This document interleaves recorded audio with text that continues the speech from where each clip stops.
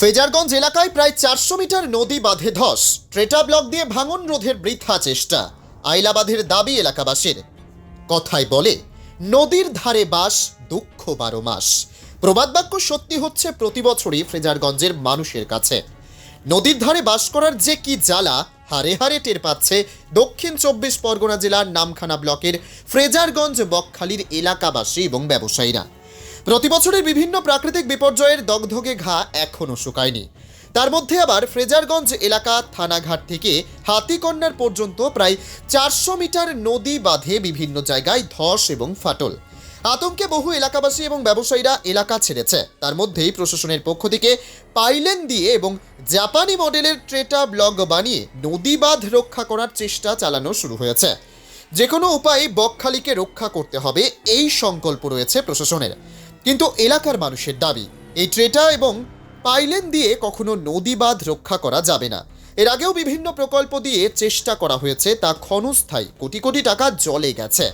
একমাত্র permanent nature যদি আইলা বাঁধ অর্থাৎ নিচ থেকে ওপর পর্যন্ত নদী বাঁধ ঢালাই করে তৈরি করা হয়, তাহলে হয়তো রক্ষা করা যাবে। না হলে আগামী কয়েক বছরের মধ্যেই বকখালি সমুদ্র গর্ভে তলিয়ে যাবে।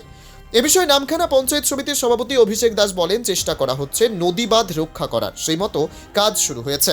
অন্যদিকে সিপিএম এর নবী জহিউদ্দিন খান বলেন, কন্ট্রাক্টরদের কাছ থেকে এত উপঢৌকন নেওয়া হয়, তার ফলে কাজ করা সম্ভব হয় না কন্ট্রাক্টরদের। বকখালি ব্যবসায়ী সমিতির সম্পাদক দীনেশ সরকার বলেন, সরকারের আরও সজাগ হতে হবে। দিনের পর দিন যে অবস্থা, এরপরে আর ব্যবসা থাকবে না। এখন দেখার প্রশাসন কি ব্যবস্থা নেয় এই নদী বাঁধ রক্ষায়। যেসবভাবে ঝড় ঝাপটা হচ্ছে, বন্যা হচ্ছে, এই বন্যাতে সব কিছু ভেঙে চলে যাচ্ছে। এই বাঁধ তো আটকানো মুশকিল হয়ে যাবে। তার জন্য আমাদের খুব আশা যে ভালোভাবে একটা বাঁধ হোক, সেই জন্য আমরা আশা রাখছি। এই যে তৈরি হচ্ছে এখানে দেখতে পাচ্ছি, এই যে টেড্ডা বলছে জাপানি মডেল, এতে কি নদী বাঁধ রক্ষা হবে? নদী বাঁধ এতে তো কিছুই হবে না। এ তো সামনাসামনি বাঁধের পিছনে সামনে করে ফেলে দেয়, নদী ধাক্কা খায়, আবার একে উলট পালট করে, নদী যেমন কে তেমন সেই বাঁধ আবার ভেঙে যায়। এখানে কি বাঁধ করলে ভালো হতো? এতে আমার মনে হচ্ছে এখানে বাঁধ করলে একমাত্র রড দিয়ে ঢালাই ফালাই করে, হ্যাঁ, এইভাবে যদি করা যায় তাহলে থাকতে পারে। এবং অপোজিট সাইডে বাঁধের কিছু একটা, এই সরকার যেটুকু কাজ করছে, আমার যতটুকু জানা, যারা বড় বড় কন্ট্রাক্টরকে দিয়ে কাজ করাচ্ছে, যাদের কালো টাকাকে সাদা করার জন্য, এবং তাদের টাকায় কাজ করে 4 বছর 5 বছর পরেও তারা টাকা পায় না, আর বলছে আমি উন্নয়ন করছি, আমার সরকার উন্নয়ন করছে।